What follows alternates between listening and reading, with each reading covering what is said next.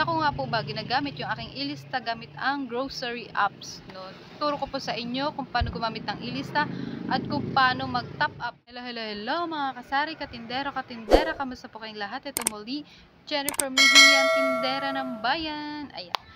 Today is Friday, so ilista collection day po ngayon, no? Ayan, kababayad ko lang po ng ilista kanina, dumaan yung collector. Sa ko nga po ba ginagamit yung aking ilista at ituturo ko na rin po sa inyo yung iba't ibang way na kung paano makapag-top up ng grow coins sa ating grocery para maipanggamit din po natin na pambayad sa ating ilista na kung sakaling hindi natin madatnan yung ating collector. Yan mga kaibigan, nandito na po ang aking ilista collector. So yan, check, pirma, at kung magkano po ang aking babayaran. Gumagamit po ako ng ilista mga kaibigan sa aking paglo-load, no? Yung aking loading business is ilista yung ginagamit kong pambayad. Pero pwede rin po gumamit ng grow coins sa pag-load. Mamaya ituturo ko po sa inyo kung paano gamitin ang grow coins at ilista sa paglo-load. 3,295 po yung amount ng aking ilista. So, bigyan ko na lang daw po siya ng 3,300 at bibigyan na lang daw po niya ako ng 5 pesos. Yan, bilang-bilang kung tama at pirma-pirma na rin ang Madam Tindera ng Bayan. Punta naman po tayo dito sa aking screen recording. At ituturo ko naman po kung paano mag-load gamit ang ilista. Yan mga kaibigan, makikita na po natin agad ditong load. So, meron pa silang bills, cash in, pay supplier, at iba pa.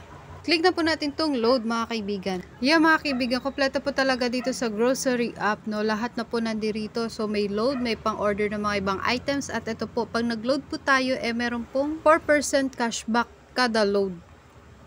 So yan mga kaibigan, pipili lang po tayo dito ng network na kung ano man yung number ng customer. Then type na po natin dito yung number ng customer. So make sure lang po na tama yung number kasi pag mali po yung number ng customer is hindi na po ito marerefund. So yan, dito na po natin hahanapin yung load na gusto ng customer. Yan mga kaibigan, nakasulat po sa gilid itong red na to. Ito po yung mga grow coins na pwede nating makuha kung grow coins man po ang ating ipamabayad sa ating load.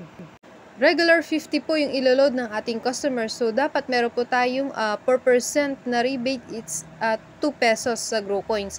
Pero dahil ilista po ang aking gagamitin, so 1% lang po yung ating rebate. So, yan mga kaibigan, mas malaki po ang rebate kung grow coins po yung gagamitin natin pambayad sa ating load at hindi po ilista, no?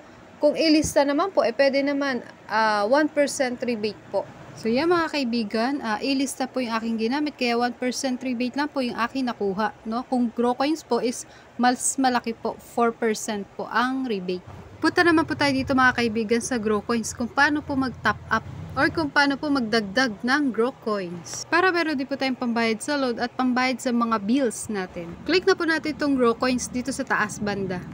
Yung grow coins ko po pala is ginagamit ko po pang load kaya 6 pesos na lang po yung natitira sa aking grow coins. So hindi pa po ako nakapag-top up, hindi pa po ulit ako padagdag sa shipper. So yan mga kaibigan, ito po yung mga top up methods na pwede natin gamitin para madagdagan po yung ating grow coins.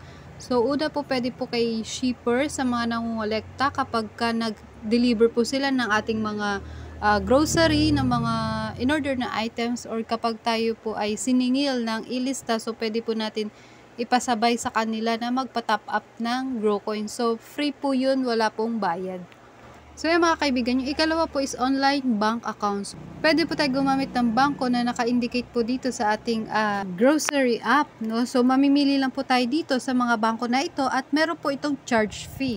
Yan mga kaibigan, pwede rin po tayo mag-top up gamit ang ating mga GCash. Meron po ito charge fee na 2.5%.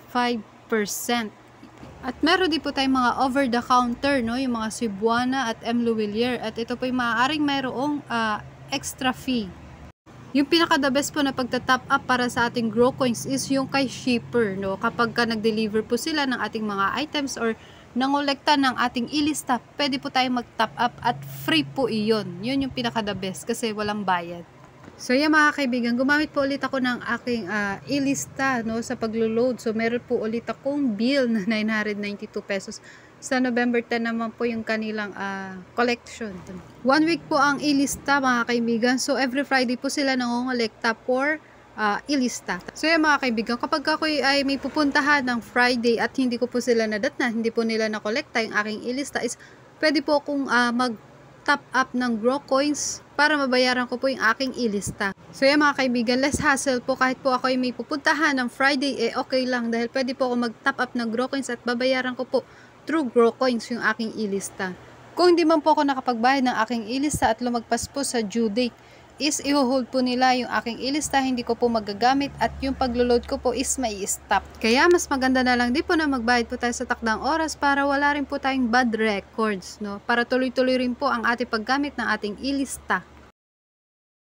So yan mga kaibigan, ituro ko na po sa inyo kung paano po gamitin ang ilista through grocery apps at kung paano po tayo magta-top up. Yan, kung paano po natin mababayaran yung ating ilista kung sakali hindi man tayo na puntahan ng mga collector, no?